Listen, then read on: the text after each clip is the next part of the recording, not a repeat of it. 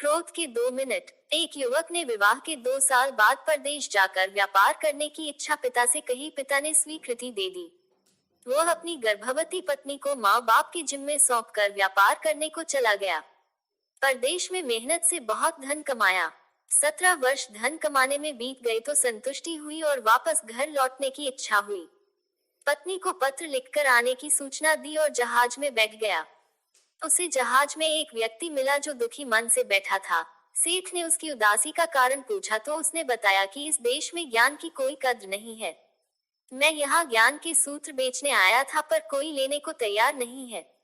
सेठ ने सोचा, इस देश में मैंने तो बहुत धन कमाया, यह तो मेरी कर्मभूमि है, इसका मान रखना चाहिए। उसने ज्ञान के सूत्र खरीदने की इच्छा जताई। उस व्यक्ति ने कहा, मेरे हर ज्ञान सूत्र की कीमत 500 स्वर्ण मुद्राएं है। सेठ को सौदा महंगा तो लग रहा था लेकिन कर्मभूमि का मान रखने के लिए 500 मुद्राएं दे दी। व्यक्ति ने ज्ञान का पहला सूत्र दिया, कोई भी कार्य करने से पहले 2 मिनट रुककर सोच लेना। सेठ ने सूत्र अपनी किताब में लिख लिया। कई दिनों की यात्रा के बाद रात्रि के समय अपने नगर को पहुंचा। उसने सोचा, इतने सालों बाद घर लौटा हूं, क्यों न चुपके से बिना खबर दिए सीधे पत्नी के पास पहुंचकर उसे आश्चर्य उपहार दूं। घर के द्वारपालों को मौन रहने का इशारा करके सीधे अपने पत्नी के कक्ष में गया तो वहां का नजारा देखकर उसके पांवों के नीचे की जमीन खिसक गई। पलंग पर उसकी पत्नी के पास एक युवक सोया हुआ था। अत्यंत क्रोध में सोचने लगा कि मैं परदेश में भी इसकी चिंता करता रहा और ये यहाँ अन्य पुरुष के साथ है, दोनों को जिंदा नहीं छोड़ूंगा। क्रोध में तलवार निकाल ली। वार करने ही जा रहा था कि उतने में ही उसे 500 अशफियों से प्राप्त ज्ञान सूत्र याद आया। कोई भी कार्य करने से पहले 2 मिनट सोच लेना। सोचने के लिए रुका, तलवार पीछे खींची तो एक बर्तन से टकरा गई। बर्तन गिरा तो पत्नी की नींद खुल गई। जैसे ही उसकी नजर अपने पति पर पड़ी वह खुश हो गई और बोली, आपके बिना जीवन सूना सूना था, इंतजार में इतने वर्ष कैसे निकाली यह मैं ही जानती हूँ। सेठ तो पलंग पर सोए पुरुष को देखकर कुपित था।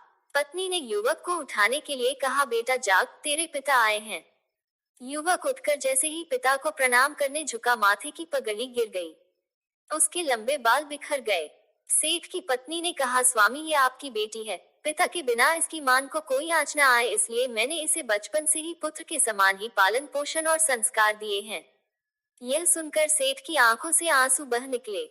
पत्नी और बेटी को गले लगाकर सोचने लगा कि यदि आज मैंने उस ज्ञान सूत्र को नहीं अपनाया होता तो जल्दबाजी में कितना अनर्थ हो जाता। मेरे ही हाथों मेरा निर्दोष परिवार खत्म हो जाता।